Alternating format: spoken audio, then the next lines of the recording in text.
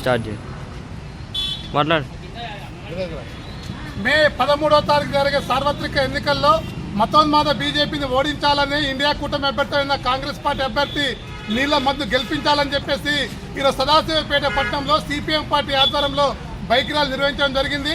ఇప్పటికే ఈ పట్టణంలో కానీ గ్రామాలలో కానీ సిపిఎం పార్టీ తరఫున పెద్ద ఎత్తున కాంగ్రెస్ పార్టీ గెలుపు కోసం ఈరోజు మా కార్యకర్తలు ఆర్దిశలు కృషి చేస్తూ ఉన్నారు. ఈరోజు దేశంలో ఉన్నటువంటి మతోన్మాద బీజేపీ ఈ 10 సంవత్సరాల కాలంలో ప్రజల యొక్క ఏ ఒక్క సమస్య కూడా పరిష్కారం చేయలేదు.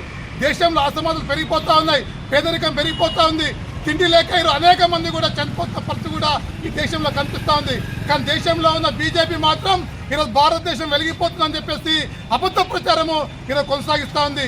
ఈరోజు భారతదేశం కనుక చూసుకుంటే ప్రపంచంలో ఉన్నటువంటి 120 దేశాలు పోలిస్తే 111 స్థానంలో ఈరోజు పేదరికంలో ఉన్నామని చెప్పేసి అనేక సమస్యలు చెప్తా ఉన్నాయి.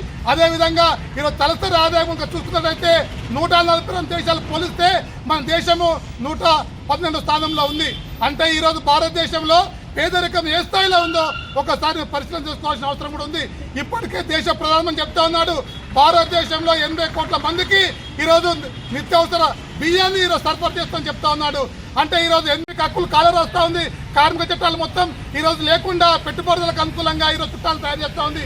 ఈరోజు భారతదేశం యొక్క సంపద 100 కోట్ల మంది సంపద ఈరోజు కేవలం 21% మందికే ఈరోజు చేరుతా ఉంది.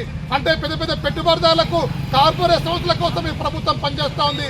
ఈ 10 సంవత్సరాల కాలంలో 16 లక్షల కోట్ల రూపాయలు ఈరోజు పెట్టుబడిదారులకు బీజేపీ ప్రభుత్వం రాయితీలు ఇచ్చింది. అంటే ఈ ప్రభుత్వం ఎవరి పక్షాన ఉంది? కార్పొరేట్ పక్షాన ఉంది, పెట్టుబడిదారుల పక్షాన ఉంది. అందుకే ఈరోజు ఇండియా కూటమి అభ్యర్థి కాంగ్రెస్ పార్టీకి ఈరోజు సిపిఎం పార్టీ సంపూర్ణంగా బలపరుస్తా ఉన్నాం. గెలుపు